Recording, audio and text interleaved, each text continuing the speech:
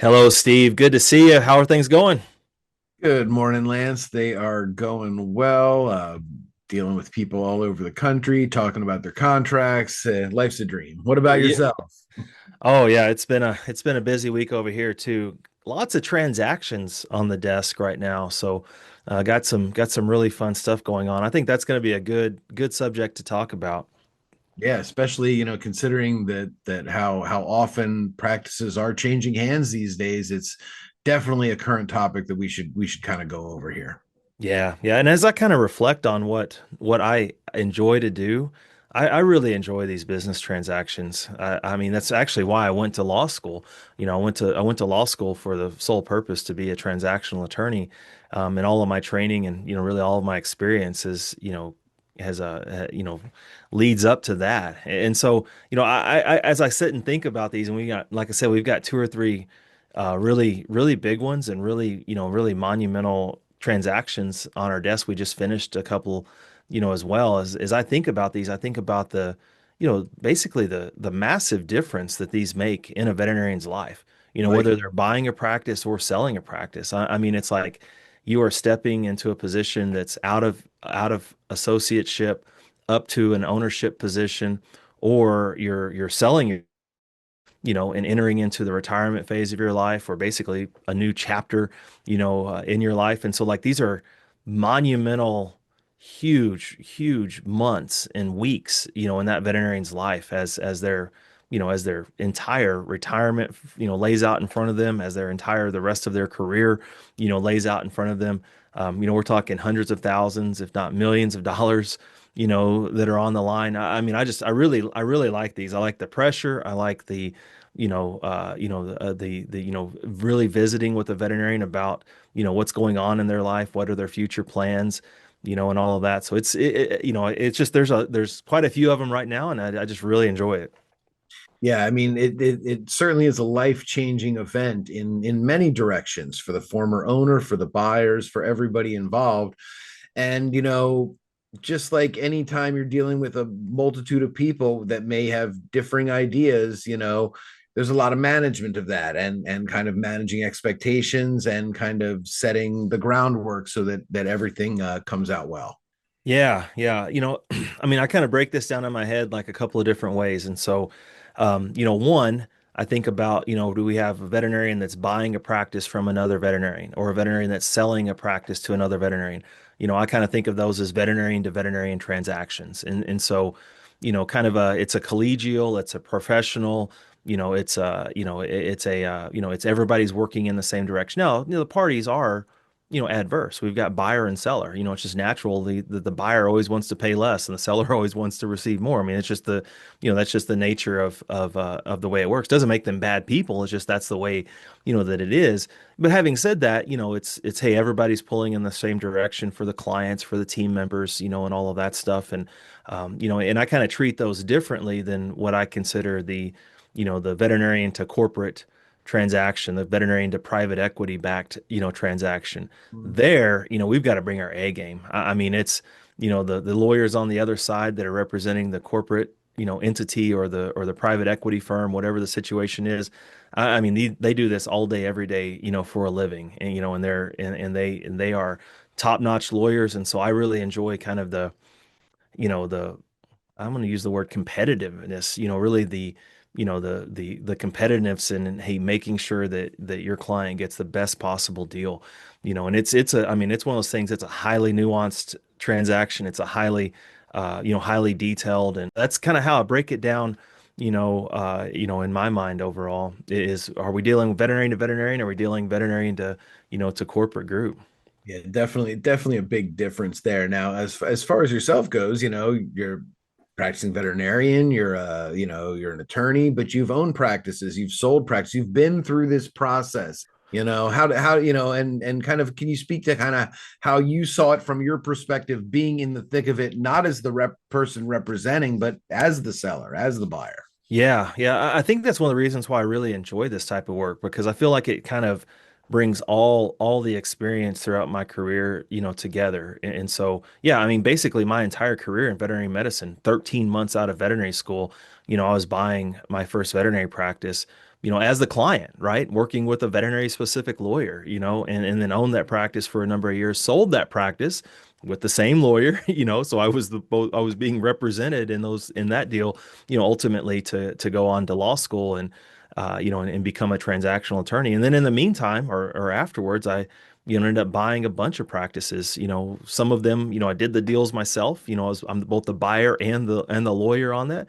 Other times, I used, outside counsel, to help me buy those practices and manage those practices.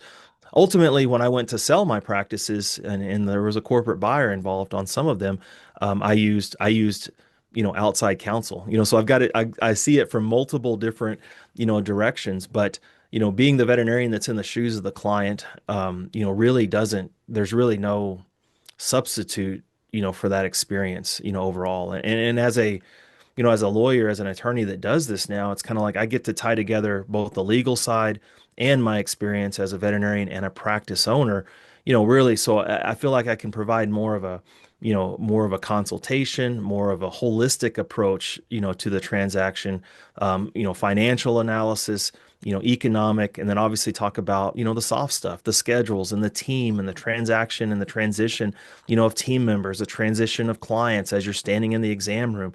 All of that comes into play in this, not just this, hey, there's this hard cut, just the legal side. Obviously, the legal side is super important, but there's all these other components that come in to make that transition, that transaction, successful. So it's kind of like I consider it kind of like the pinnacle of what I can do and how I can help veterinarians. And that's why we're both here, right? Is, our 100% goal is to help veterinarians, in their careers so they can turn and serve people. Yeah, it's just so interesting to hear that perspective where, and I'm sure that the clients that we work with are very, very much happy to get that soft skills portion of Yeah. it. They're not going to be getting from most transactional attorneys, unfortunately. And they Yeah. were able to kind of really drill down on like their wellness and because a lot of them, they care a lot about their staff and they want to make sure they're treated appropriately and that things don't change, but also recognize that like they're selling this for a reason and they're going to have to let go a bit.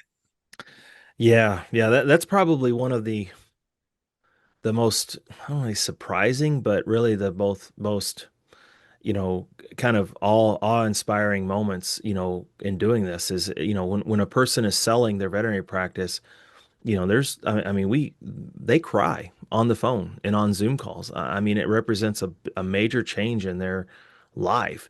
And they're thinking about all their clients over the years, and their clients' children, and the number of pets that they've served, over the years, the number of farms or ranches that they serve. I mean, I've seen, grown men, as they say, cry, thinking about letting go of that clientele or letting go of that staff, and there's a number of things that come in, with that. And so, yeah, there's definitely like the psychological component, the emotional component of this as well. And in fact, when I'm working with sellers, I often, and buyers for that matter as well, I'll often warn them of, being emotionally sold, that letting the emotions kind of control things. And that's really where, a good experienced attorney, they teach us this in school, a really experienced attorney, provides a buffer, and a sounding board for those emotions to make sure that emotions aren't ruling the day, that we have logical and reasonable thought that's ruling the day. Yeah, they're always going to be a part of it. The emotions are always going to be a part of it, but learning to set them aside at times and let them have free reign when they deserve it, but also Yeah. they do need to be set aside when we're dealing with the nuts and bolts of a transaction. Yeah, yeah. I mean, there's literally millions of dollars at stake here, and so and these are very emotional times. And so, when that period of time in your life, like I said, I've been there, done that. I know what that feels like, and so, yeah, yeah. I take that part of my job, really seriously, and really hope that I can help people through that. That's why they call lawyers counselors, right? And so it's more than just, being an attorney. It's counsel as well, and that's a really cool part of my job. It's probably it probably is the most favorite part of my job. It is the thing that I really look forward to. Nice. Yeah. And now, so to pivot a little, if a practice owner calls you and says, "Hey, I want to sell my practice. I don't have any buyers yet, but I want to sell. I'm getting ready to retire. What do I need to do to get myself ready?" Well, 100% kudos to that practice owner to look, years down the road, 2, 3, 4 years down the road, to start preparing the finances for the practice, prepare the procedures and protocols. Little stuff, Steve, like, we've got diagnostic laboratory agreements that really will impact the sales price, and so, supply, commitment supply agreements where, we need some time to kind of clean those things up, leases on equipment, making sure that little stuff it's little stuff, but, when a seller carries that into the transaction, the buyer has to assume those things. That has some major impacts on sales price. And so those sellers that come to me and say, "Hey, I'm looking 2, 3, 4 years down the road," and that gives us time to get all of those kind of ducks in a row financially, and then also procedures and protocols, getting, all the little stuff, all of the contracts with employees and associates, and, all of the things that make that transaction go smoothly. Oh my gosh, it makes my job so much easier. On the other end, we come into the situation where, probably the worst case scenario is we come in a situation and the LOI is already signed, and so we are basically working with a set of cards that we've been dealt, and some of those cards have already been played, and that makes further negotiation quite a bit different. So the prime time is to look 2 and 3 years down the road, more if possible, to kind of prepare the practice for sale. At the very least, you want to get a lawyer involved, somebody that's experienced in negotiating these things before signing the LOI. We want to really spend a lot of time negotiating and working through the LOI as long as possible. And that sets up what we call the definitive document stage, where we're going to the asset purchase agreement or the stock purchase agreement, or whatever else. It makes going that second phase so much easier if the heavy lifting on the negotiation is done ahead of time. It's not the end of the world if somebody calls, after the LOI is signed, but it does kind of put us behind the eight ball. Yeah, we got, preparation is key. And yeah, if think about it this way, like, let's say, you're not running your business exactly appropriately. You might have, some personal credit card expenses you're running through the practice, or your car insurance is running through the practice, or maybe even a vehicle itself. With enough advance notice, you can straighten that up. With no advance notice, then we're kind of scrambling a little bit. Yeah, that's a really good point, Steve. And so, many times corporate practices will say, "Hey, let's just make an offer on your practice. Let's just see your financials, and we'll throw an offer out there." You want that first pass of financials to be clean. We don't want a bunch of personal expenses that are hidden in there, and so, you want to have a clean set of financials ready to go upon sending that over. If what we would call dirty financials or muddled financials, are sent over, then we've got some explaining to do. We got to go through in detail, say, no, let's add this back in, let's add this back in, to the financials of the practice. This was a personal expense. This shouldn't have run through the practice finances. And we kind of have to explain that away. It's easier if we just don't have to. We don't have to explain. If we explain that from the get-go and say, "Hey, so everybody's on the same page.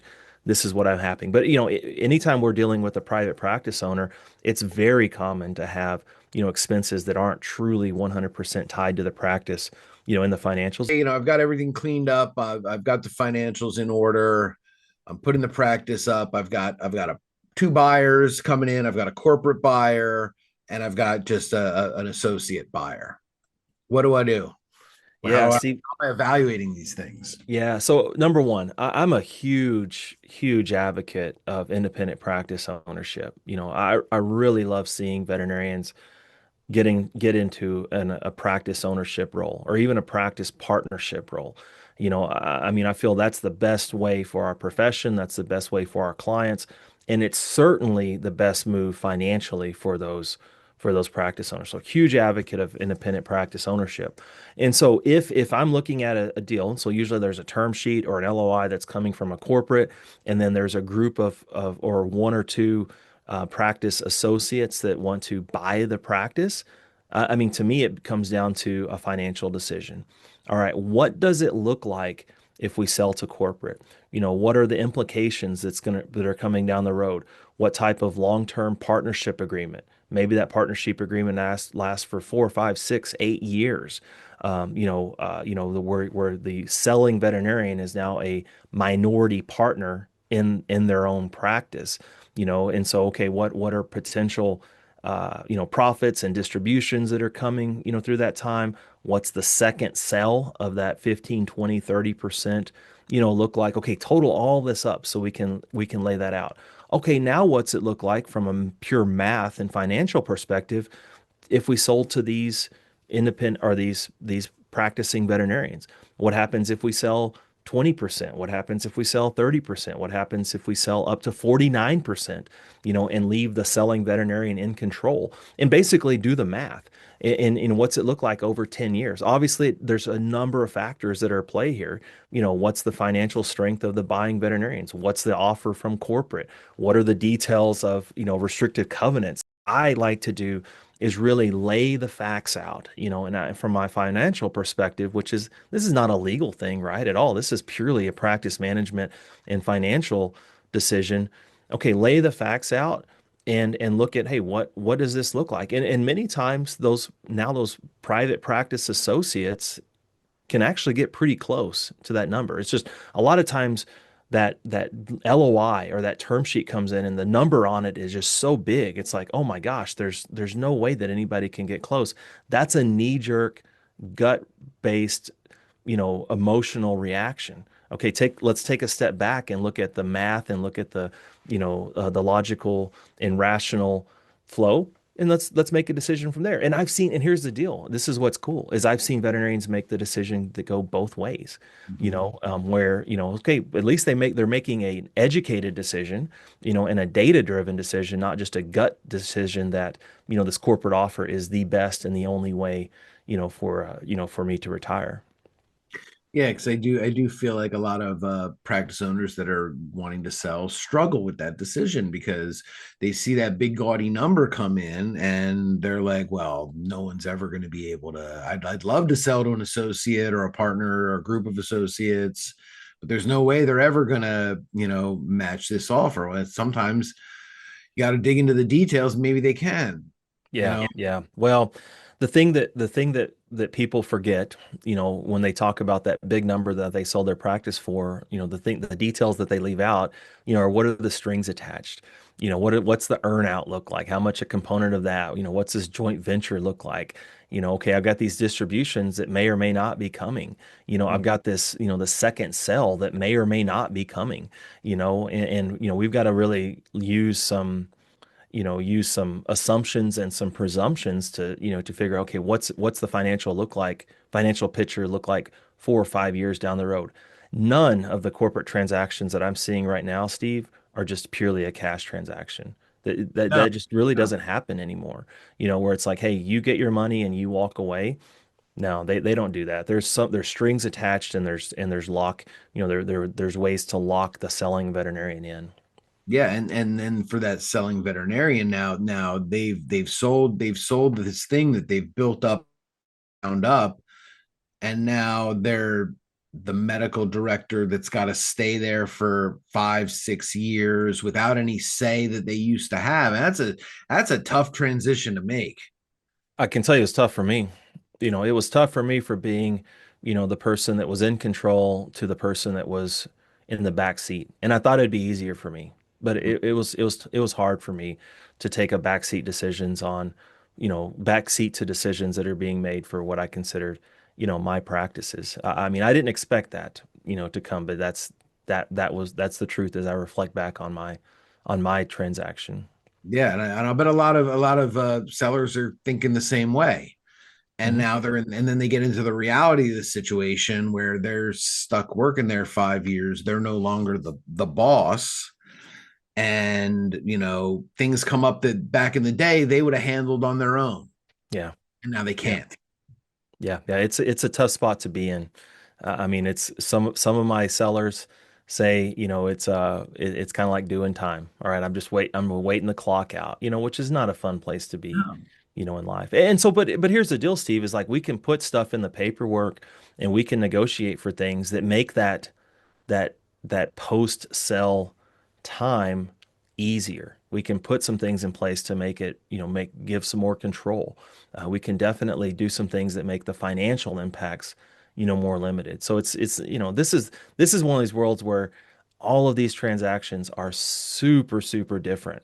They're highly, highly detailed. A lot of everybody's life is different. Everybody's practice is different, right? So like there's no one size fits all cookie cutter approach, and so depending on where that person is in life, depending on what their associates are like, depending what their practice managers like, depending on who's buying them, all of that stuff, comes into play, and it's really making some game time decisions on how, what's the best way to handle these things. And so that's the cool part to me is it's you're kind of getting down into the details of someone's life and their retirement and what's it look like, and really hopefully providing some good sound counsel and guidance. Yeah, and a big part of it, what I see too is like they all want to, they're trying to make sure their associates and their staff are taken care of. And I feel like that's probably a lot easier if you're partnering with an associate that's already there, or multiple associates that's already there. Yeah, it's more controllable, for sure. And at one point in time, we could really say that the corporate private equity groups provided better benefits. And I would say that over the last 10 years, they've brought better benefits to the veterinary employment market. So we would tell staff members, yeah, hey, this is a good deal for you because you're going to get better benefits. But actually, at this point, Steve, what we're seeing is the associates and the technicians and the assistants and the CSRs, they're actually taking less benefits going to corporate. So we have to kind of explain that away, which obviously gets to be a problem. And so, yeah, yeah, having more control over what it looks like for your team becomes super important. And that's a major factor for me. We talk a lot about money and we talk a lot about retirement. We talk about financial matters, but we can't ever forget that there's real people involved, that work in these practices, their entire career is in this practice. There's clients that depend on this practice. Those are decisions and those are things that are not forgotten, and they actually weigh quite heavily. Yeah, and I'm sure for the staff, they're going to see pitfalls in any transaction because they're used to what they're used to. They're used to, Dr. Smith owning the practice. He does it this way.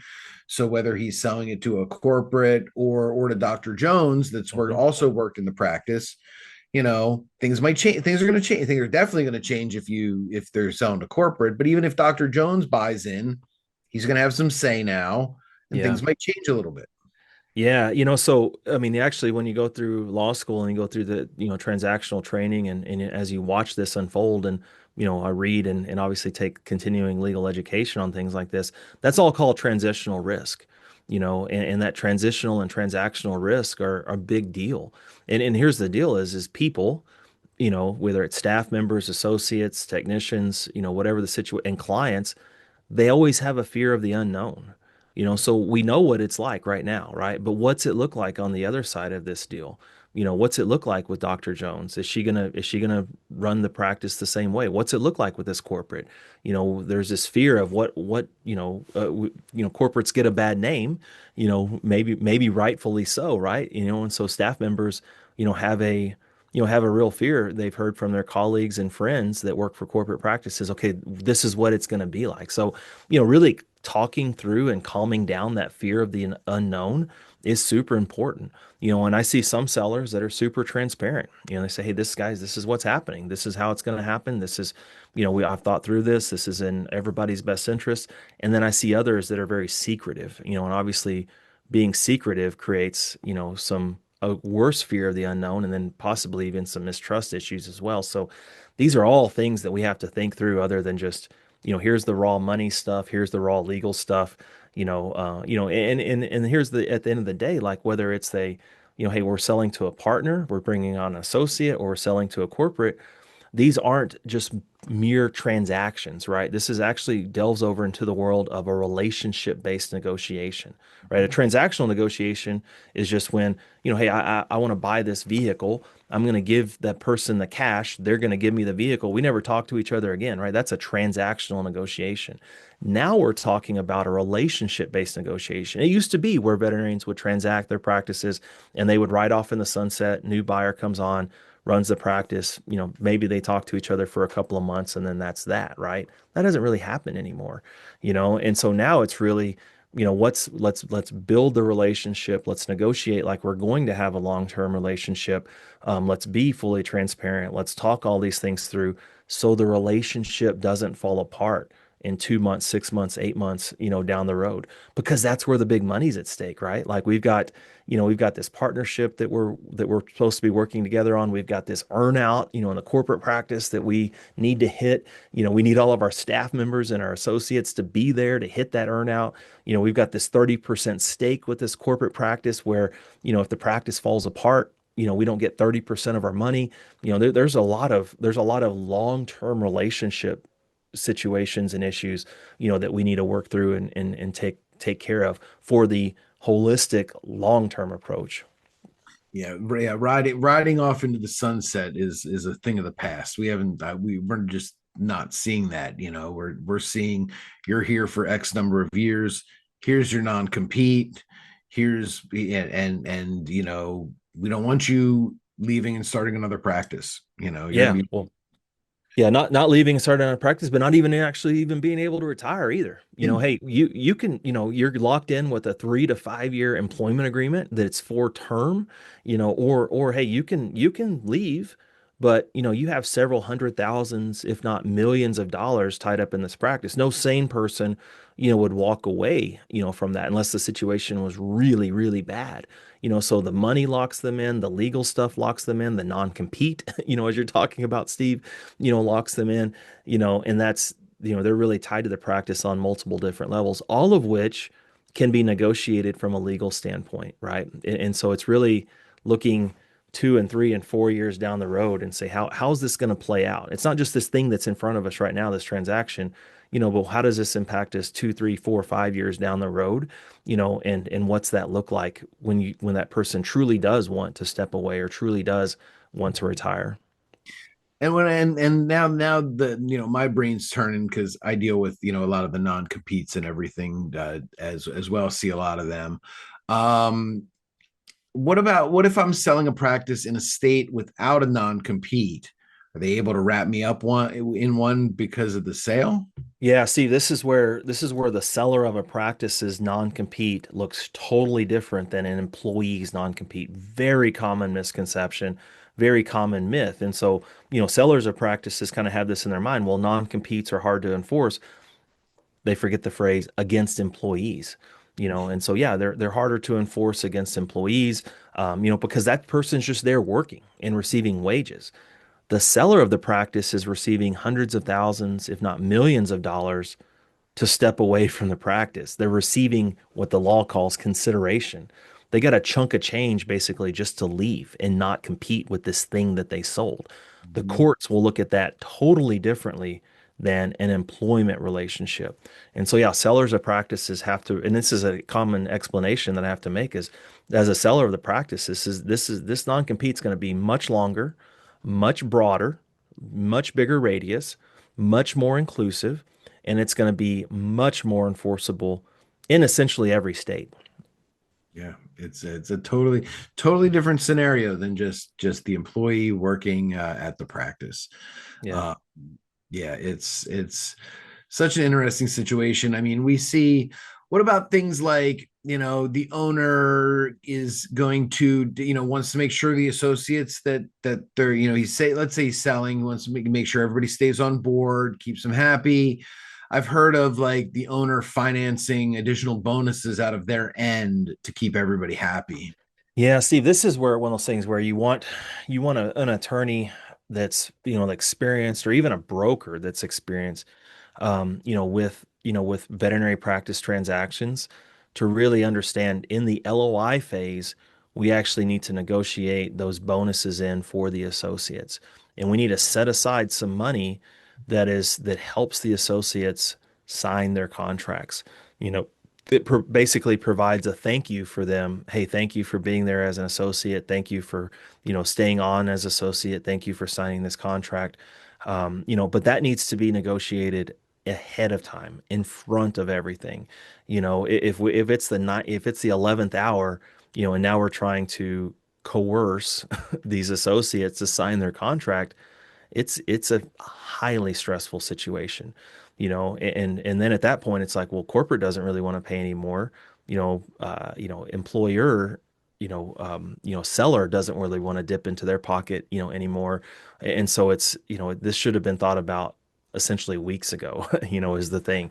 And unfortunately, we run into that exact scenario, Steve, what, on a Oh, monthly basis, and so it creates a really high stress, high problem, time, and so it really needs to be thought through ahead of time. and that's the point where now everybody is stressed out. The buyer is stressed out because the owner is not getting the associates on board. The owner is being pulled in two directions at once. They want to keep the sale moving forward, but they clearly also want to keep the associates happy and on board, because what do you have if you don't have any associates? Yeah. And the associates are kind of just frazzled with this big changes coming down the pike, and now I've got what they're saying is days to make decisions. Yeah, they've got corporate breathing down their neck. They've got practice owner, anxious, nervous, breathing down their neck. They're not in a good place, overall. And sometimes they're the ones that wanted to buy the practice too, so that creates another level of, of complexity, there. So yeah, it's all about, setting this up for success, early in the process. And so when we're actually getting to the closing and the definitive documents, hey, everything's been done. The hard work, the heavy lifting's been done. We just have to, basically memorialize everything. And that makes my job so much easier. Yeah, this is a the topic that I'm very interested in, because I kind of really like to see, you're dealing with the nuts and the bolts of the paperwork. I mean, the human interactions that happen during these things, are so interesting to see. And I absolutely agree that, like, the earlier that everybody can be prepared, the easier this is going to go for everybody. For Yeah. everybody. Yep. Any other thoughts, Lance, on that? Yeah, Steve, we're gonna have to have a whole nother conversation about buying a practice. We really just talked about, selling a practice and what that looks like. I know we focused on corporate, quite a bit, which is okay because that's a very common situation. But, we're really gonna have to circle back and talk about, what it looks like to sell the practice to a group of associates, or basically bring on, a partnership, have a associate or multiple associates join as partners. And Yeah. then we're also going to have to talk about what it looks like to buy a practice, as a veterinarian, both of which are, those two things really, I really feel strongly about that. That's probably one of the better things for the profession. And so I think there's a lot of misconceptions and, just honestly lack of knowledge out there. So yeah, we're gonna have to come back and have a couple of different episodes on those two things. Yeah, I was gonna say, it sounds like we've got a couple more episodes lined up. Yeah, always something to talk about, Steve. Always. Always. Well, hey everybody, I think that just about does it for us here today. I'm Steve Kellner. There's Lance Rosa over there. Any final words, Lance? Oh, great to see everyone, hear everyone, and we'll see you next time. All right, we'll see you next time, everybody.